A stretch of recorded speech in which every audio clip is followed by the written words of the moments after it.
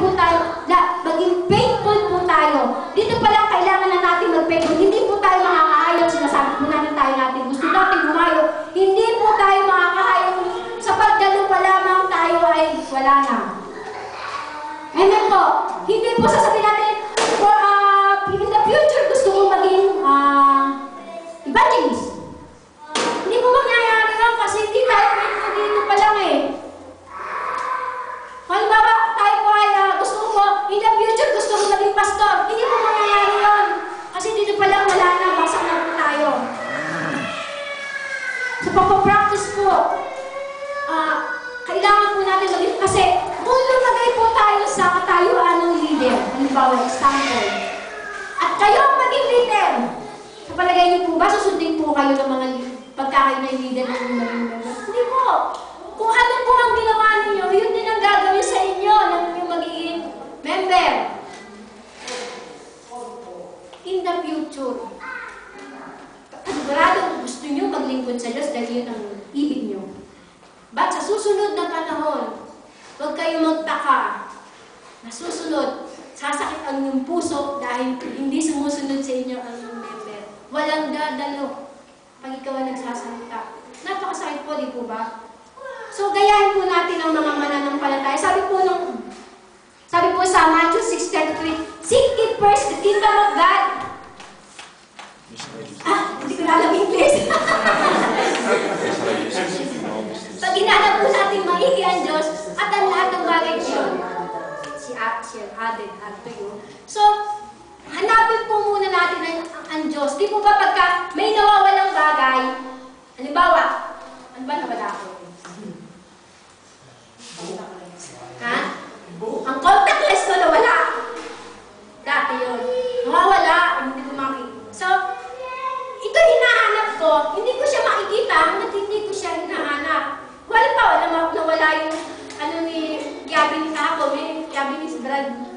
Ano yun pala? Nawawala, hindi ko papalik sa kanya yun pagka yun na hindi niya hinahanap. Hinanap po niya natatuwa niya sa Bandibrad Orlan. Nakakatawa na? Yun po. Hindi po ba, pag may nawawala, kailangan mong hanapin. Ngayon, kung hindi po tayo pinagpapala, dahil ito'y sinabi ng Diyos, ikaw pagpapalain mo, seek ye first, the kingdom of God, at hindi sa all things is added unto you. Ngayon, pag hindi na-added sa iyo ang lahat ng bagay, hindi na pupunta sa iyo, ibig sabihin, hindi ka naghahanap. Umaasa ka lang. Hindi ka umahanap sa kalooban ng Diyos. Amen? So, kailangan po natin masiksik, hanapin ang kalooban ng Diyos. Amen po ba? Walang nawawala na bumabalik mag-isa. Ito'y hahanapin po natin mahigit upang mabalik sa atin. So, nung tinanggap po natin ang Panginoong Yesus, tandaan po natin, ipinagkaloob po sa atin yan. Kailangan lamang po natin tuklasin kung paano at kung bakit hindi dumarating. Amen po? Amen. Sabi po ganyan, sabi po doon sa isang napakinggan mong example, may raining, may winter, may summer, meron daw mga members siya na, ba't di ka tumalaw? It's raining. It's raining. Ano, umuulan eh. Halimbawa tayo nagtatrabaho, ako halimbawa nagtatrabaho kay Nona, it's raining. Hindi mo lang ako magpunta. Paligurado, hindi ako tatagal ng 3 taon doon. Paligurado, katsya na ako. Pinalitan ako ng iba. So, ganun din po sa Diyos. Gaganting pala ako, baka yun ang Diyos kung lagi kayo, it's raining. Amen po? Hindi po. It's snowing. It's snowing. Completo. Non riesco a guidare perché ci vuole la mia macchina. Amen. So, ganun din po sa Diyos. Hindi po tayo gagantimpalaan ng Diyos. Tayo po ay laziness. May natutunan na isang laziness. So, kailangan po natin alisin sa ating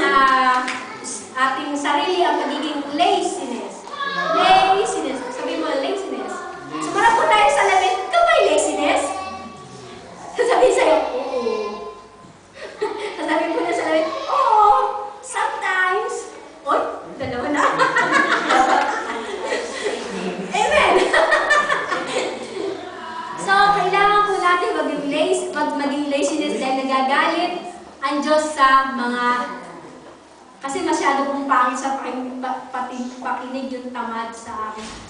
Medyo natutuwa ako ng pati pag laziness. Medyo social. Amen po. Laziness, magandang pakinggan, ba't pangit po ang ibig sabihin. Napakatamad. Lahat, wala, ayaw magbasa, ayaw mag-pray, ayaw dumalo, ayaw sumunod, ayaw, lahat, ayaw. Kaya tayo po ang nagdadrive tungo sa ating salita ng Diyos. Amen po? Amen. Huwag po natin ilawagin sa ating puso, isipan, at sabi po, at ang pananampalataya. Kung natatandaan po ninyo yung example po, hindi po example, yung kwento po na yung kung may 4 na lalaki, hindi po sila mananampalataya.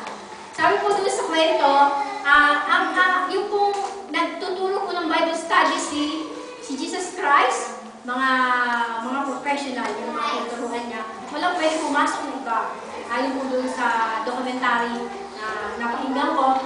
But yung may 4 na lalaki na naiinis na, hindi po naiinis kundi sila'y naiirita na sa nakikita nila sa kanilang kaibigan na lumpo, kaya ang ginawa nila, binakbak nila ang bubong at hinulog ang ilay. Sino po nakatanda nito? Amen. So, hindi po mananampalataya yung 4 na yon, mating yung tilalo. But nadinig nila ang salita ng Diyos. Sabi na yan, may bago doon sasara natin din nila itong itong pilay na ito. So, kailangan natin magbago ng style. So, kung ikaw ay hindi umaasenso sa iyong ginagawa, kailangan mo nang baguhin ang iyong style. Kung hindi ka gumagawa, bakit kaya, lahat na ginawa ko, ba't di ako umaasenso? Lahat, ginawa ko naman. Ba't hindi ka umaasenso? So, umiba ka ng style. Katulad ng ginawa ng 4 na lalaki. Sabi ko sa salita ng Diyos, nang makita ng Panginoong Hesus ang kanilang pananampalataya, hindi yung pagkatao ng mga tao, ang lalaking nun po ay pinagaling. Amen po. Pananampalataya. So, kailangan po nating manampalataya na gagawin ng Diyos ang lahat ng kanyang mga salita. So, isa-set po natin ang mind natin na ang Diyos natin ay mabuti, pagpapalain tayo ng Diyos kahit anuman ang ating gawin. Tulad po na sinasabi ng Panginoong Hesus sa Exodus 1. Tingnan po natin.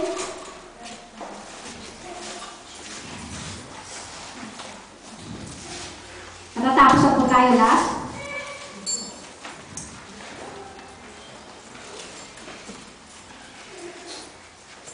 Exodus 1:8.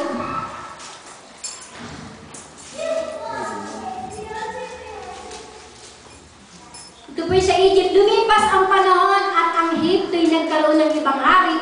Walang anumang alam tungkol kay Jose. Sinabi niya sa kanyang mga kababayan, nanganganib tayo sa mga Israel, sila'y patuloy na dumadami at lumalakas. Kaysa sa atin, kailangan gumawa tayo ng paraan para mapigil ang kanilang pagdami. Baka tayo ay salakayin sa ating ng ating mga kaaway at umalit pa sila sa mga ito.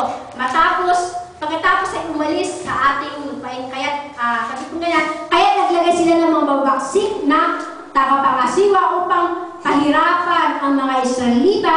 Ipinagawa